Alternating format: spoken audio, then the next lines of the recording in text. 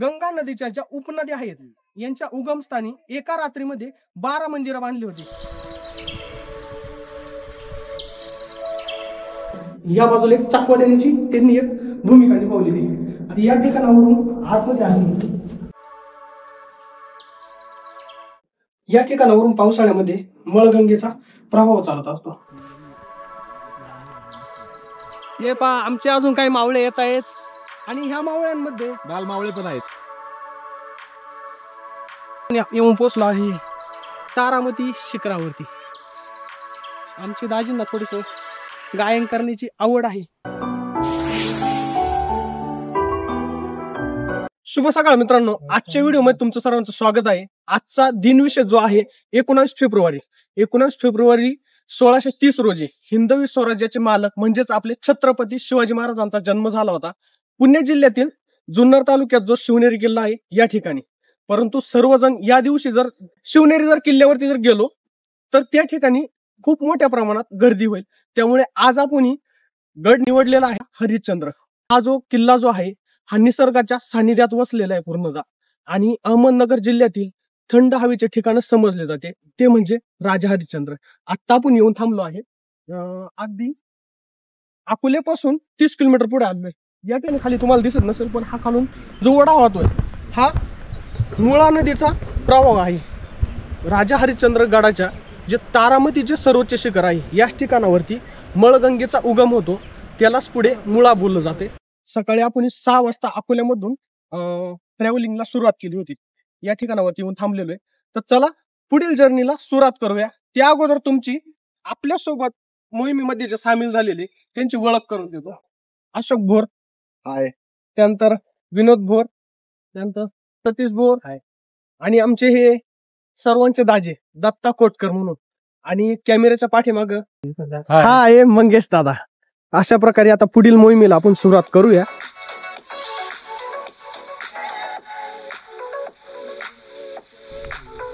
हरिश्चंद्र गडाकडे जातानाच या ठिकाणावरून आपण राईट साईडला आलेलो। हा रस्ता पुढे जातो आंबीत धरणाकडे आणि आपण आलेलो आहोत त्या बाजूने असो तिथे रस्ता आहे आणि तिथून पुढे आपल्याला जायचं। परंतु या बाजूला आलो कारण की या ठिकाणावरती मॉर्निंगचा नजारा खूप सुंदर असा आहे। पाठीमागे दिसत आहे आपल्याला सूर्यनारायणांनी दर्शन दिलेले आणि या ठिकाणावरती पक्ष्यांचा किलबिलाट आपल्याला ऐकायला येतोय।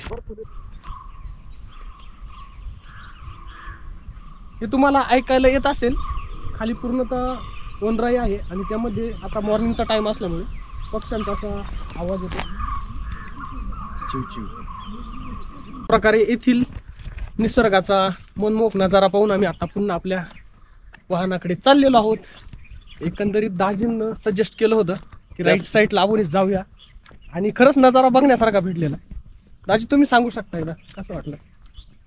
एकदम अमेझिंग दादा खोलदरी जाग्यावर खूपच अप्रतिम दाट झाडी त्या झाडांमधून खूपच छान म्हणजे असा किलबिलाट येत होता। आता आपण येऊन पोहोचलो आहे हरिश्चंद्र गडाच्या पायथ्याशी। तर हरिश्चंद्र गडावरती जाण्यासाठी प्रामुख्याने 3 वाट आहेत। पहिली वाट जी आहे पुणे जिल्ह्यातून खिरेश्वर मार्गे, दुसरी जी आहे ती कोथळेवरून तोलारखिंडी आपल्याला वरती जावं लागतं आणि तिसरी जी आपण निवडलेली आहे ती पाचनईची। ही जी वाट आहे सर्वात सोपी वाट आहे। अगदी या ठिकाणावरून आपल्याला वरती ट्रेकिंगला सुरुवात होती। तर फक्त ट्रेकिंगला जाताना सोबत आपल्या एक पाण्याची बॉटल तरी असू द्या, कारण की ज्या ठिकाणावरून आता आपण ट्रेकिंगला सुरुवात करतो येथून वरपर्यंत आपल्याला कुठेही आपली ताण भागवण्यासाठी पाणी अवेलेबल होत नाही। सकाळी जेव्हा घरून निघालो होतो अवघे 6 जण होतो। आता बघू शकता पाठीमागे एवढा मोठा आपला मोहिमेला परपंच वाढलेला आहे। साधारणतः आपण 14 जण आहोत। आता या ठिकाणावरून सर्वजण वरती ट्रेक करणार आहे, पण ट्रेकिंग करताना काय बघितलं पाहिजे हे पण महत्वाचं आहे। आता तुम्ही जर बोलाल हरिश्चंद्र गड आहे, हरिश्चंद्र गडावरती जाताना तुम्हाला कुठे तटबंदी बघायला भेटणार नाही। पूर्णतः जी तटबंदी आहे ही नैसर्गिक तटबंदी आहे। तर वरती जाताना संपूर्णतः निसर्गाचा आनंदच घेत जायचा, कारण की आपण पूर्णतः जंगल पॅच त्यानंतर वरती जो स्पॉट दिसतोय त्या कड्याच्या खालून आपल्याला चालत जायचंय। तो एक अविस्मरणीय अनुभव आहे। तर चला पुढील ट्रेकला सुरुवात करूया। सकाळचे आता 8 वाजलेले आहेत आणि गडावरती जाताना संपूर्णतः आम्हाला सावली लावलेली आहे, त्यामुळे गड चढताना त्रास असा जाणवत नाही। आता या ठिकाणी बघू शकता तुम्ही एकदम सुंदर असं फुल आहे, हे बघू शकता ब्ल्यू कलरचं फुल आहे। या झाडाचे जे बैल काम आहे त्याच्यासाठी जो जू वापरला जातो त्यासाठी याच्यापासून तो जू बनवला जातो या झाडापासून. 15 मिनिटाचा ट्रेक करून वरती आलेलो आहे आणि या ठिकाणावरती थोडासा रिस्की पॉईंट आहे.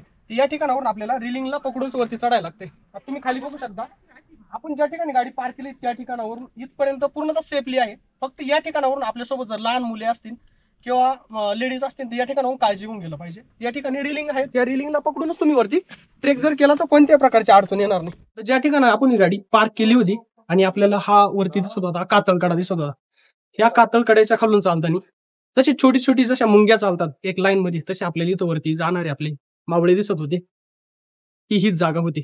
आता बघू शकता वरती एवढा मोठा कडा आहे, खालून बघितल्यानंतर असं वाटत पण नाही. या ठिकाणाहून आपण चालत जाऊ शकतो. बघू शकता आता काही जण पुढे गेले. हरिश्चंद्रगडावरती येण्यासाठी जसे तुम्हाला सांगितले का 3 प्रामुख्याने वाटा आपल्याला मिळतात, तशा भरपूर साधारणतः ज्या वाटाड्यांच्या ज्या वाटा आहेत हे 20 वाटा आहेत. आपल्या प्रमुख ज्या वाटा समजल्या आहेत 3, जसे तुम्हाला सांगितले खिरेश्वर मार्गे 1, कोथळे मार्गे 1 आणि आपण जे आलो पाचनई मार्गे. तर खिरेश्वर मार्गे जर तुम्ही जर येणार असाल तर त्या बाजून साधारणतः 5 किलोमीटरचा ट्रेक आहे आणि तिकडनं येण्यासाठी खूप चकवे देणाऱ्या वाट आहेत. त्याच ठिकाणावरती एक इन्सिडेंट घडला होता आता मागील पावसाळ्यामध्ये. पुण्याचे काही 4 मुलं आले होते, त्यातील जास्त धुके असल्यामुळे त्यांना रस्त्याचा चकवा भेटला आणि चकवा बसल्यामुळे ते हरवले आणि एकाचा त्यामध्ये मृत्यू घडून आला. त्यामुळे जर तुम्ही नवीन जर असाल तर खिरेश्वर मार्गे न येता तुम्ही जर पाचनई मार्गे जर आला तर तुम्ही बोलला ना आता पाचनईच मी सजेस्ट का केलं, कोथळे मार्गे का सजेस्ट नाही केलं. खिरेश्वरच्याच खालोखाल कोथळेचा हा पण मार्ग आहे, कारण तिकडून जर तुम्हाला जर गाईड जर नसेल तर तो मार्ग सुद्धा खडतरच मार्ग आहे. आणि पाचनईवरून जर तुम्ही जर आला तर आता आपण गाडी पार्क केली तिथून इथपर्यंत आलोय आपण, कुठेही आपल्याला चकवा देणारी वाट भेटून येत नाही. आणि इथूनही आता वरती गेलो तर तुम्ही जी मळलेली वाट आहे हिनं जर गेला तर तुम्ही वरती हरिश्चंद्रेश्वराच्या बाले किल्ल्यापाशीच आपण जाऊन पोहोचतो. आता या स्पॉटला आल्यानंतर आपल्याला खरी रचना समजून येते. इकडनं आपण जो कातळगडा बघितला तर समोरून हा कातळगडा आलेला. या ठिकाणी पारा दिला जात असायचा. आता या ठिकाणी बघू शकतो तटबंदी दिसते आपल्याला, ही शिवकालीन तटबंदी असू शकते. या ठिकाणी बघू शकता आता येथे तर दिसते आपल्याला अंश, पुढे पण दिसतं. या ठिकाणावरतीच आल्यानंतर आपल्याला कशा प्रकारचा या ठिकाणी राबता असणार आहे आणि येथून आपले मावळे कशा प्रकारे खालच्या प्रदेशावर निगराणी करत असणार आहे तर या ठिकाणावरती आल्यावरती समजतं. पावसाळ्यामध्ये जर आला या ठिकाणाहून पाण्याचा प्रवाह असतोय, थोडासा धोकादायकच प्रवाह असतो.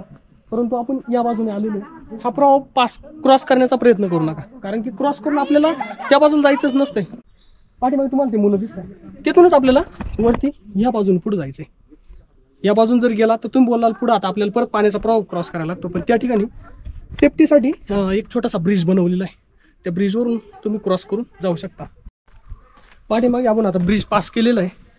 खरं तर इथून पाण्याचा प्रवाह आहे आलेला आहे. आता या बाजूला तुम्ही बघू शकता की तुम्हाला जे खालून जे 2 कातळकडे दाखवत होतो त्याचा हा एक भाग आहे. ज्या कातळकड्याच्या खालून आपण चालत आलेलो हा राईट साईडचा, आणि जो लेफ्ट साईडला होता तो समोर होता का ज्या ठिकाणाहून आपण म्हणत होतो या दोन्हींचा या येथील खाली मिलाप होतोय. तिथून आपण थोडंसं असं चालत येऊ या झाडांमधून इथून वरती चढलेलो आहे. थोडंसं राईट साईडला जर बघितलं या ठिकाणी एक सुळका दिसत असेल तुम्हाला. हा सुळका जो आहे हा आपण कोथळ्यापासून जे तोलारखेड मार्गे जो रस्ता येतोय तो रस्ता येतोय. परंतु तोलारखेड चढल्यानंतर आपल्याला 5 टेकड्या पास करून यायला लागतात. म्हणजे पाचनईपेक्षा हा थोडासा हार्डली पॉईंट आहे. आणि खिरेश्वर जो पॉईंट आहे आपल्याला वरती जेव्हा तारामती शिखरावरती जाऊ त्या बाजूला आपल्याला दिसत. त्याच्या बाली किल्ला आता जवळच राहिला आहे, परंतु तुम्हाला या गडाबद्दल खूप काही दंतकथा ऐकायला भेटल्या असतील. त्यातील हरिश्चंद्रेश्वराची तुम्हाला एक कथा सांगतो, मग त्यातून आपल्याला पुढे गेल्यानंतर येथील वास्तू कशा स्वरूपात आहे हे आपल्याला समजून येतील. राजा हरिश्चंद्र हे सत्ययुगातील सत्यवतीचे मुलगा होते आणि हे अयोध्येचे राजा होते. रामाचे पूर्वजच हे राजा हरिश्चंद्र होते. सत्ययुगामध्ये राजा हरिश्चंद्र एक दानशूर राजा समजला जायचा.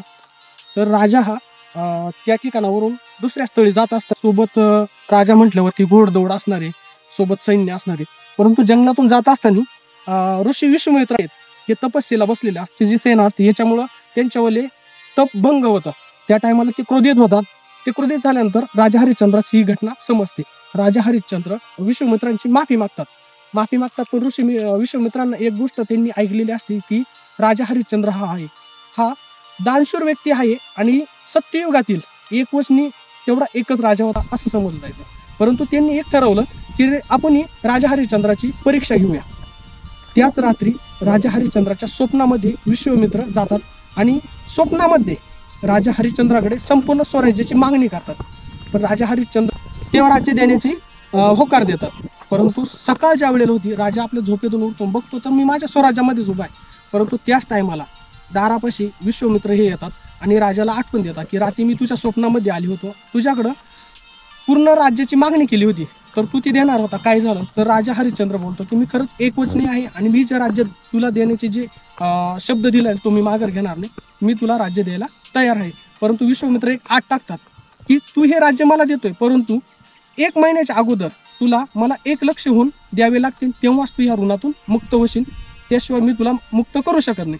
तर राजा हरिश्चंद्र त्या गोष्टीला होकार देतात आणि ते 1 लक्ष होऊन मिळवण्यासाठी ते अयोध्येपासून बाजूच्या प्रदेशात भटकंतीसाठी निघतात.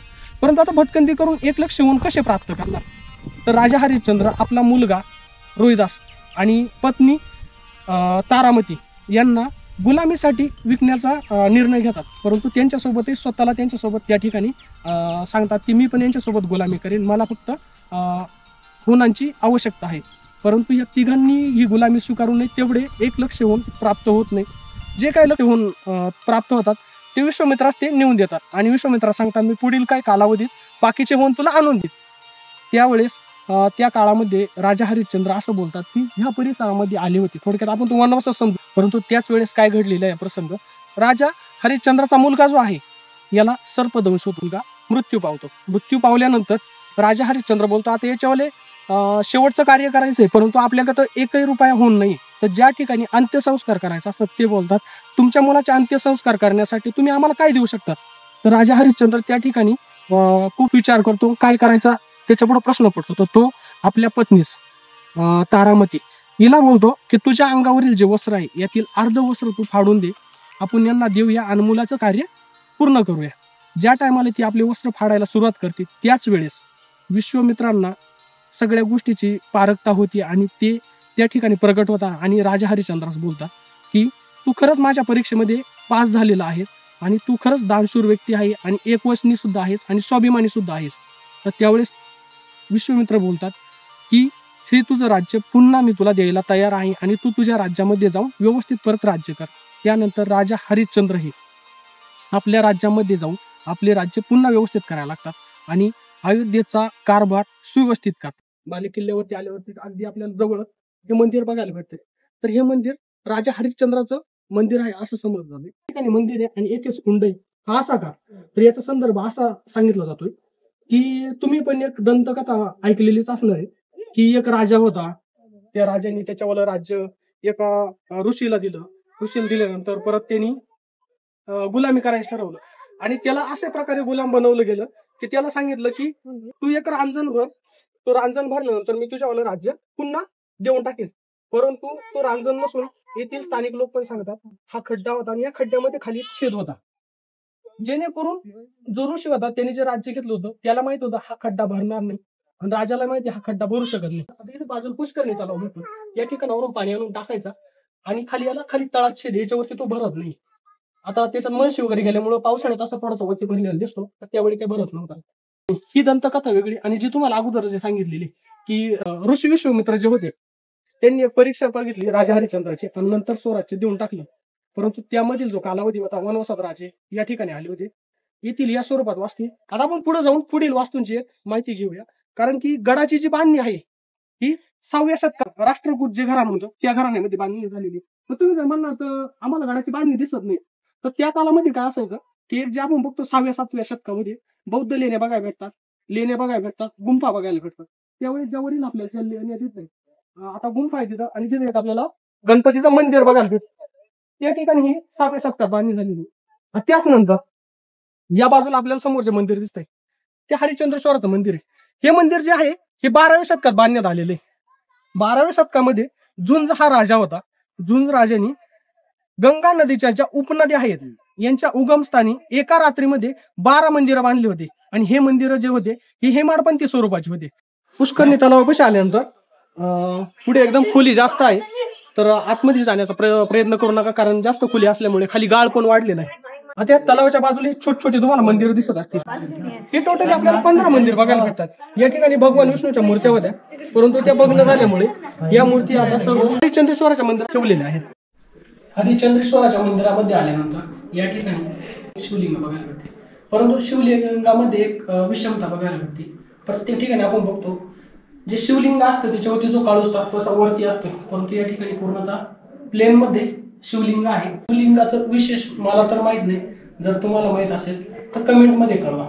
हे बघू शकता हे शिवलिंगाचे जसे आपण एक काळूस बघतो वरती, हे छोटे छोटे 5 काळूस तेव्हा आपल्याला या ठिकाणी लिंग बघायला भेटते. दर्शन घेतल्यानंतर मंदिरातून आपण बाहेर येतो, बाहेर आल्यानंतर मंदिराचं एक स्वरूप बघतोय. आता ह्या बाजूला त्यावेळेस शिल्प होतं, काही ठिकाणचे दगड निखळलेले दिसत आहेत, परंतु दुसऱ्या दगडाला इजा झालेली दिसत नाही. याचे कारण एक असे आहे की जसं तुम्हाला सांगितलं, झुंज राजांनी 12व्या शतकामध्ये या मंदिराची बांधणी केलेली.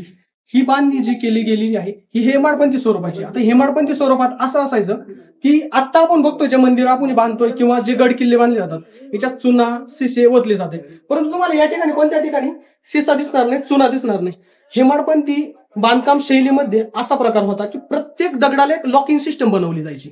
ही सिस्टम अशी असायची का आज ह्या मंदिराचा स्टार्ट टू एंडचे मंदिर बांधलेलं आहे हे लॉकिंग सिस्टमने बांधल्यामुळं तुम्हाला कोणत्या ठिकाणी एक सिमेंटचा, आता हे जे या ठिकाणी दिसते आपल्याला हे नंतरच्या काळामध्ये तुम्हाला सिमेंट दिसत असेल, परंतु 12व्या शतकात सिमेंट वगैरे किंवा सीसी हा प्रकारच नव्हता. त्या टायमाला हेमाडपंथी स्वरूपात मंदिरं बांधले जायचे. आता दगड जीर्ण होत चाललेले आपल्याला. आता इथे हत्तीची एक छोटीशी मूर्ती दिसते किंवा शिल्प काढलेली दिसते, या ठिकाणी छोट्याशा या मूर्त्या दिसत आहेत. आता ह्या मूर्त्या ज्या आहेत तुम्ही मंदिराच्या बाजून जर फिरलात तर तुम्हाला जागोजागी एक एक मूर्ती बघायला भेटेल. आता मंदिराच्या संपूर्ण साईडला 24 किंवा 32 मूर्ती आपल्याला बघायला भेटतात. ह्या मूर्त्या या स्वरूपाच्या आहेत की मा कालिका जी आपण बोलतो तिचं एकदम अकराळ आणि विकराळ रूपच आपल्याला बघायला भेटतं. तिला 10 हात असतात वगैरे किंवा ती जीभ काढलेली किंवा रागीट स्वभावाची. ही एक असुराचा वध करते वेळेस तिनं जे 64 रूप जे धारण केले होते त्यांना 64 योगिनी बोलले जात आहे. त्यामुळे काही मंदिरांवरती आपल्याला 8 ह्या मूर्त्या बघायला भेटतील, काही ठिकाणी 16 बघायला भेटतील, 32 बघायला भेटतील. अशा स्वरूपात जे तिनं रूप प्राप्त केले होते हे 64 रूप प्राप्त केले होते त्यातीलच आपल्याला या ठिकाणी त्या मूर्त्या बघायला भेटतात. तुम्ही बघू शकता पुढे पण आपल्याला दिसत. आता येथून थोडासा पुढे येतोय आपण. पुढे आल्यानंतर आपल्याला या ठिकाणी स्त्रींची मूर्ती बघायला भेटते. आता या ठिकाणच्या दिशा जर बघितल्या तर पूर्व, पश्चिम आणि दक्षिण आणि उत्तर दक्षिणमुखी स्त्रींची मूर्ती आपल्याला बघायला भेटत नाही, परंतु जे आपण दंतकथा किंवा ऐकत आलेलो आहे यामध्ये असं सांगितलं जातं की राजा हरिश्चंद्र या ठिकाणी वास्तव्य असत त्याच वेळेस राजावरती खूप काही विघ्न येत होते आणि राणी जी तारामती आहे हिनं ह्या गणपतीची स्थापना केलेली याच्यासाठी केलेली की जे विघ्न येत आहे हे दक्षिण दिशेकडून येत आहेत आणि हे विघ्न थांबवण्यासाठी स्त्रींची या ठिकाणी स्थापना केली की स्त्री हे आहेत हे सुखकर्ता आणि दुःखहर्ता आहे. आणि या ठिकाणी एक विरगळ बघायला भेटते आपल्याला. आता हे वैरगळीचं स्वरूप जर बोलाल तर त्यावेळेस फोटोशूट नव्हता किंवा कोणते जर कागदोपत्री जरी लिखाण जरी केलं तर जास्त काळ टिकत नसायचं, कारण की जर तो कागद जर हरवला किंवा काळांतराने तो जर गहाळ झाला तर त्याच्यावाला कोणत्याही प्रकारचा आपल्याला पुढे इतिहास ठेवता येत नसतात. त्यावेळेस काय केलं जायचं, या गडावरती जे मातब्बर मावळे असतील त्यांच्याबद्दल त्यांनी जे कार्य केलंय त्याबद्दल एक लिखाण केलं जायचं, ते दगडावरती कोरलं जायचं, त्याला एक विरगळ बोललं जायचं. आता या ठिकाणी तुम्ही बघू शकता या ठिकाणी एक मावळा आहे थोडक्यात आपण समजूया किंवा वीर समजूया. तो वीर या ठिकाणी युद्ध करतोय. तो युद्ध करताना वरती दिसतंय आपल्याला एक रानडुक्कर आहे. त्या रानडुकराच्या शिकारीमध्ये त्याच्यावर मृत्यू झालेला आहे आणि तो मृत्यू झाल्यानंतर हा देवलोकामध्ये गेलेला आहे. ही एक कन्सेप्ट आपल्याला बघायला भेटते. आता वरचा त्याच्यावाला जो आहे तो भाग तुटलेला आहे. आता या ठिकाणी बघू शकता ही पूर्णतः एक शिळा आहे, इथपर्यंत शिळा दिसते, खाली एक दगड वेगळा आहे, त्यानंतर इथपर्यंत एक दगड वेगळा आहे, यामध्ये आतमध्ये लॉकिंग सिस्टम आहे. आता या ठिकाणी तुम्हाला जे स्टील दिसते हे नंतरच्या काळामध्ये बसवण्यात आले. हा दगडापेक्षा हे स्टील जीर्ण झालेले परंतु दगड अजून तसाच एकदम कणखरपणे दिसतोय आपल्याला. वरती बघू शकता या ठिकाणी एक झुम्मर दिसतंय आपल्याला. आता झुम्मर जर बघू शकाल या ठिकाणचा एक दगड निखळलेला आहे कालांतराने, परंतु बाकीचे दगड सगळे तशा स्वरूपात आहे. आत्ताची जर आपली बांधकाम शैली जर असते तर नक्कीच हा इथे जो कळस आहे किंवा झुम्मर आहे हा पूर्णतः खाली निखळून आला असता.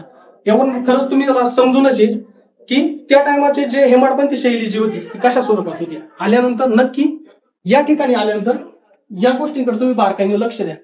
बाजूला या ठिकाणी पाणी आपल्याला दिसते.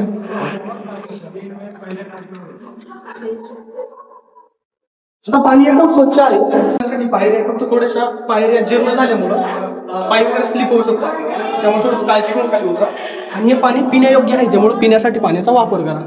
हे पाण्याचं नियोजन बघ कशा स्वरूपात केलेलं आहे. आता आपण याच्या अगोदर गडांवरती पण गेलेलो आहे, जे सातवाहन काळामध्ये जे गड बांधले गेले आहेत यांच्यावरती प्रत्येक ठिकाणी तुम्हाला दिसेल या स्वरूपात एक पाणी जाण्याची एक सुविधा केलेली. आणि मंदिरातून आपण आता पाठीमागच्या साईडला पुढील बाजूला आपण दर्शन घेतलं होतं. ह्या बाजूला आल्यानंतर या ठिकाणी जे तुम्हाला गुंफा बघायला भेटते, या ठिकाणी ऋषी चांगदेव यांनी 1400 वर्ष तप केलं होतं असं सांगितलं जात आहे. कारण की हरिश्चंद्र गडाचा उल्लेख मत्स्य पुराणात आणि अग्नि पुराणात आपल्याला बघायला भेटतोय. तर आपण आता बघूया ऋषी चांगदेव यांनी कोणत्या ठिकाणी तपास बसत असायचे ती जागा बघूया. आधी मागे येऊ शकता, म्हणजे या ठिकाणी जसं आत्ता पण होम केला जातो छोटासा, आणि या ठिकाणावरती ऋषी चांगदेव तपासाठी बसत असायचे. इथे ना इथे पुढे हे बघू शकता ऋषी चांगदेवांची ध्यानस्थ आसनाची जागा.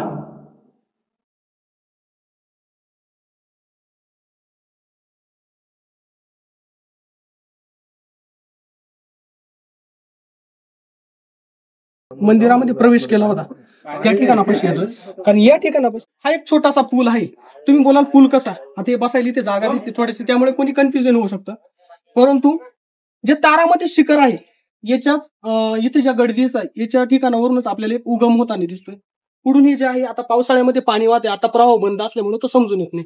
हा जो प्रवाह आहे आपण सकाळी ज्या ठिकाणी मुळेचा प्रवाह बघितला तोच प्रवाह म्हणजेच मळगंगेचा. या ठिकाणावरून ही पुढे जाते आणि ह्याच मळगंगेस पुढे मूळगंगा असं बोललं जाते. त्या मूळगंगेच्या प्रवाहाच्या वरती हा छोटासा पूल आहे. वरती आपण पुलावरती उभं होतो आणि आत्ता खाली ज्या ठिकाणी आलो आहे आपण, या ठिकाणावरून पावसाळ्यामध्ये मळगंगेचा प्रवाह चालत असतो. थोडस माग या ठिकाणावरून हा प्रवाहाचा मार्ग आहे. वरती बघू शकता आपण जो पूल बघितलेला, या पुलाची खालून बांधणी आपल्याला बघायला भेटते. मोठमोठ्या प्रकारात अशा शिळा टाकलेल्या आहे मोठ्या स्वरूपात, आणि ही बाजू पॅक केलेली जेणेकरून प्रवाह ज्या टायमाला चालू होतो त्या टायमाला मंदिरात पाणी जाणार नाही याची पूर्णतः काळजी घेतलेली.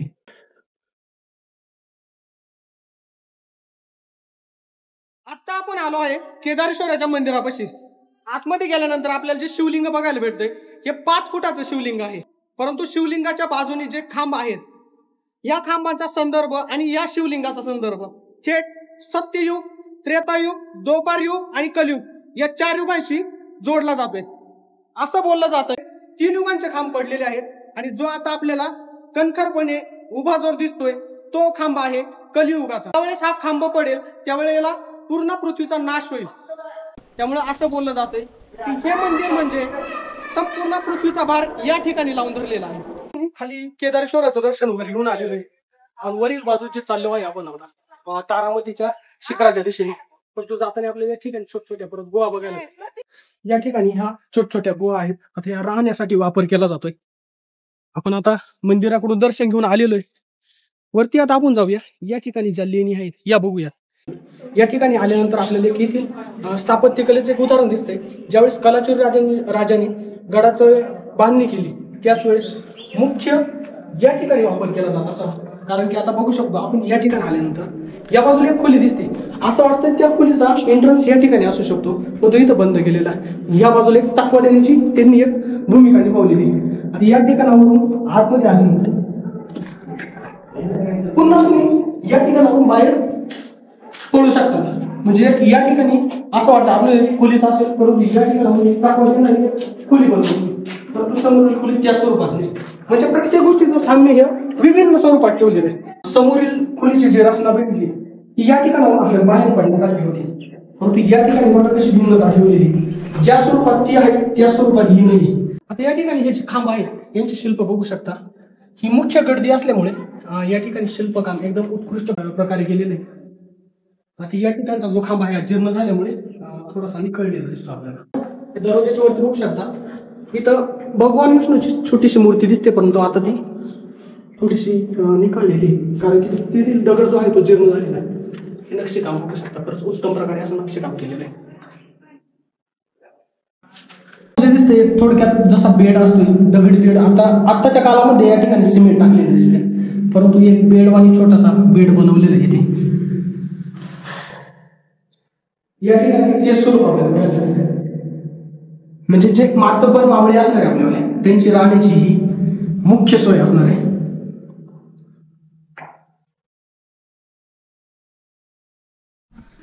हरिश्चंद्रेश्वराच्या बाहेर आल्यानंतर आपल्याला दक्षिणमुखी जशी श्रींची मूर्ती बघायला भेटली त्या स्वरूपात आपल्याला या लेण्यांमध्ये श्रींची मूर्ती बघायला भेटते.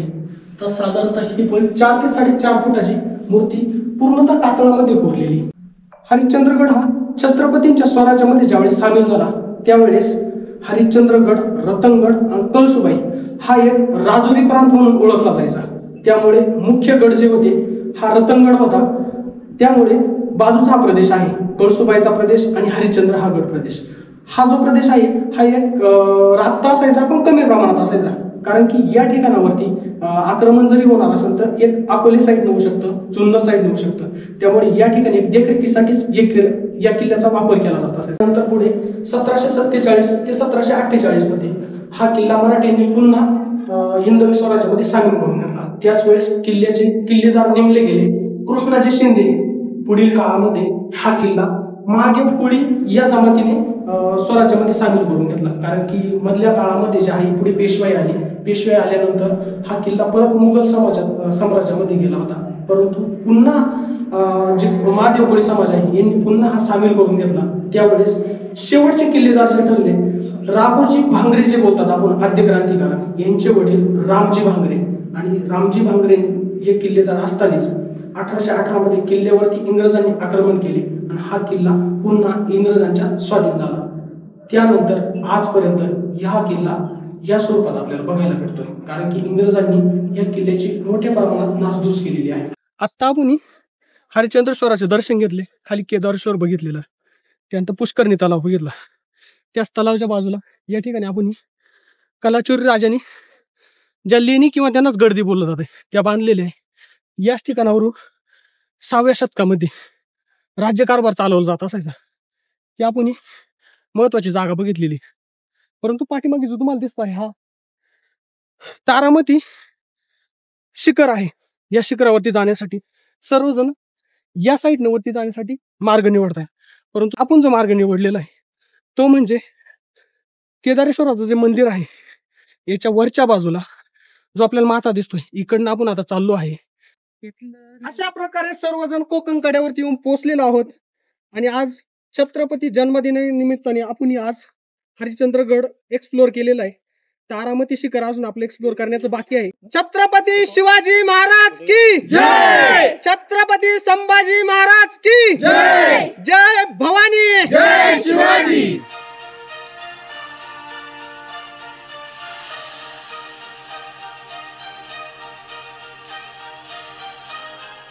कोकण कड्याची खोली जी आहे ही 3000 फूट खोली आहे.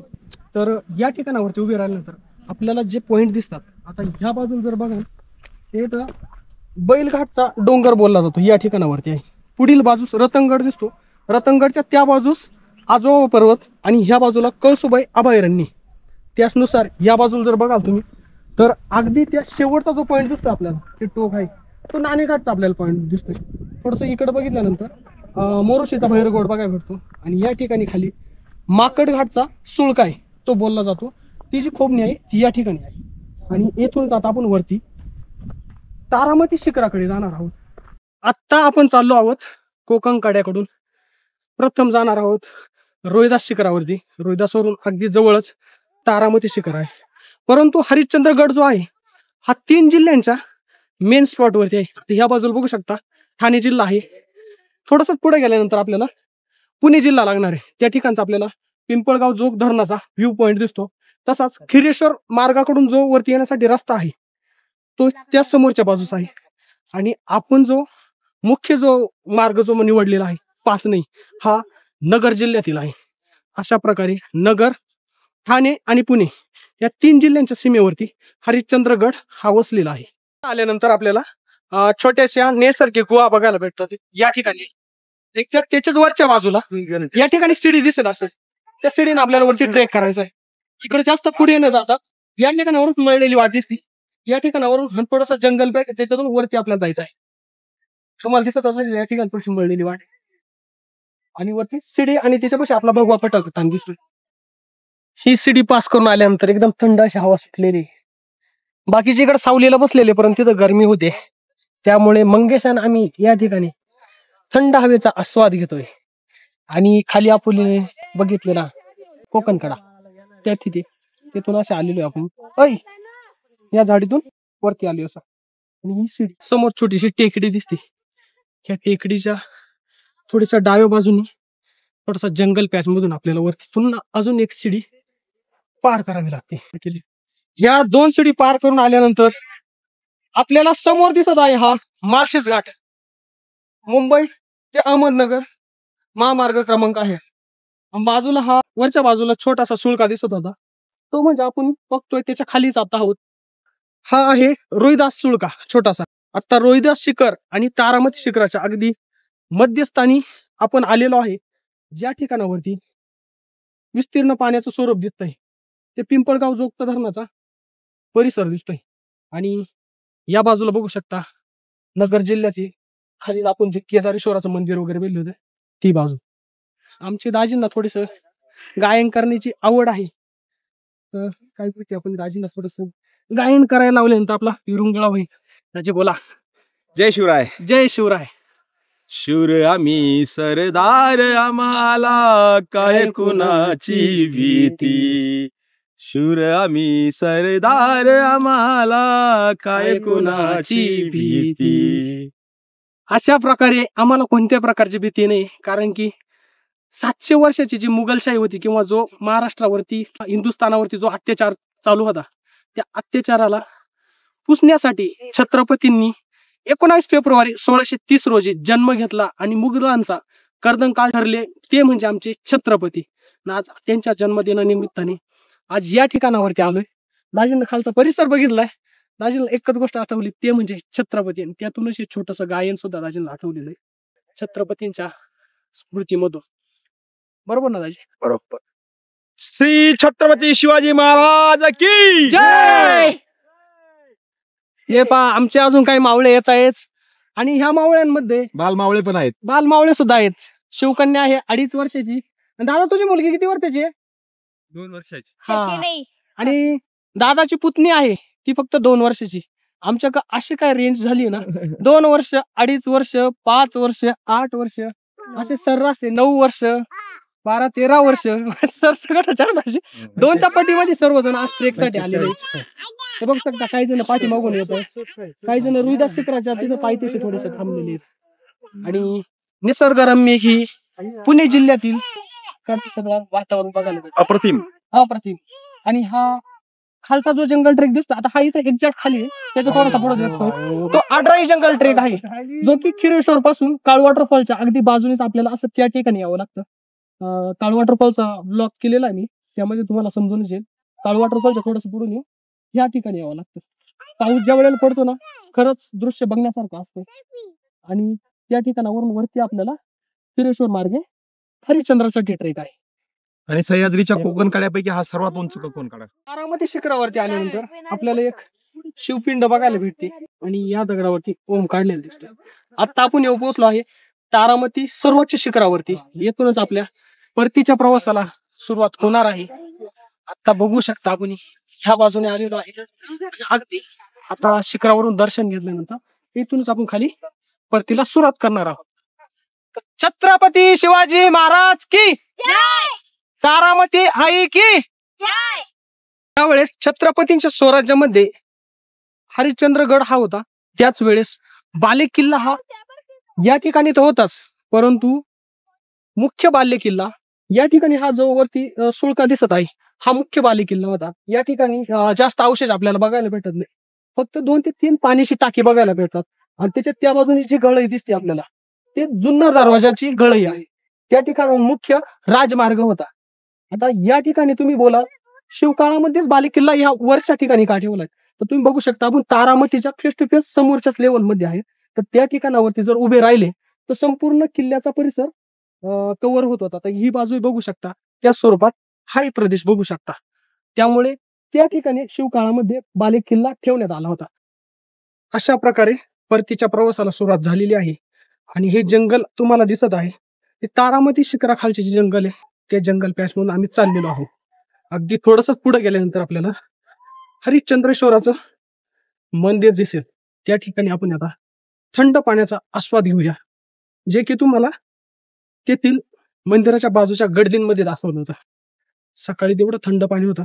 आता दुपारचे 3 वाजलेले. आता सुद्धा त्या ठिकाणी एकदम फ्रीज मधलं पाणी असल्यासारखा अनुभव आम्ही अनुभवणार आहोत. गड भ्रमंती करून आल्यानंतर घरी महिलांनी एक मेनू आणलेला आहे. चपाती आहे. त्याला तूप लावलेलं आहे, गावठी तूप घरच्या गाईचं, आणि त्याला एक लाल तिखट लावलेलं आहे. एकदम सुंदर असा पॅटर्न झालेला आहे. अशा प्रकारे संपूर्ण गड भ्रमंती केलेली आहे. इथे थोडे जेवणाचा प्रोग्राम केला होता. आणि त्या बाया बघितल्या ना तुम्ही किती संस्कार आहेत. मावशीला त्रास नाही होऊ म्हणून पुन्हा तर झाडू मारून देत आहे परत. आतापर्यंतचा व्हिडिओ येथेच थांबवतो. व्हिडिओ आवडल्यास लाईक, शेअर, सबस्क्राईब करा. तसेच बाजूची बेल आयकनची घंटी प्रेस करा, म्हणजेच तुम्हाला नवनवीन व्हिडिओ टाकल्यानंतर नोटिफिकेशन येतील. तर चला भेटू नेक्स्ट व्हिडिओ मध्ये. तोपर्यंत बाय.